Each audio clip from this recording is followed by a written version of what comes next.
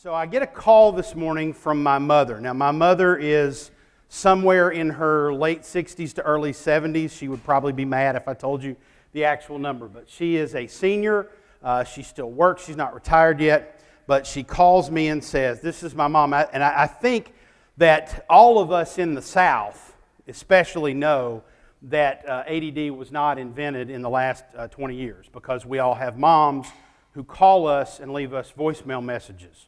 Or call us and talk to us on the phone, kind of like this. So mom calls this morning and she says, I have a question for you. And I say, okay. This is verbatim what my mother said.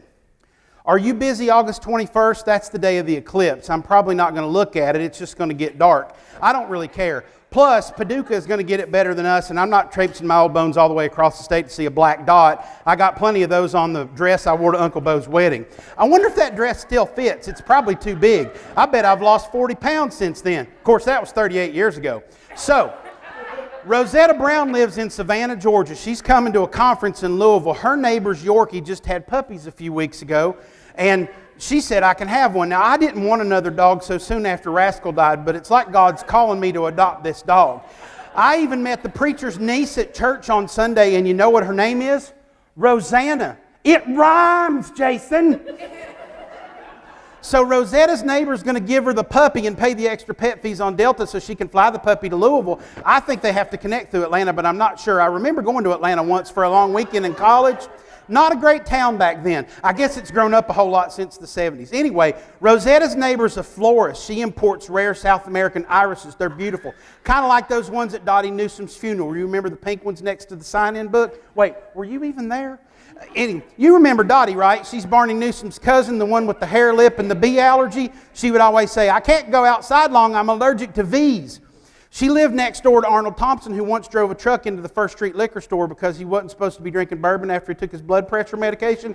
Carved a life-size hole the size of an F-150 in the liquor store's front. Marley Thompson was working the checkout line and just blinked a couple times and said, I always wanted a drive-through lane. Lord, Dottie's funeral was hard that day. Melvin Newsom cried so hard he shot snot on the back of Delphi Ann Taylor's derby hat. She shouldn't have worn a derby hat to a funeral in the first place. Serves her right. I think Melvin had a crush on Dottie, but he kept bees, so that relationship was doomed from the get-go. At any rate, if you aren't busy about 1:35 on August 21st, I could use a favor. I'll be there later that day, but can't get off work that early. We're dedicating a bridge for Virgil Ratliff up on Greasy Creek. His kids, Terry and Mia, said the last thing Virgil said on his deathbed was that Terry needed to apologize for biting Mia when she was 6. So he did, and in honor of the last memory they have of their dad, they're naming the bridge Virgil Ratliff Bridge to Terry beat Mia. The sad thing is, I'm not sure if they even realize, they make the connection and realize people will think it's a dumb joke. So can you pick up the dog at the airport?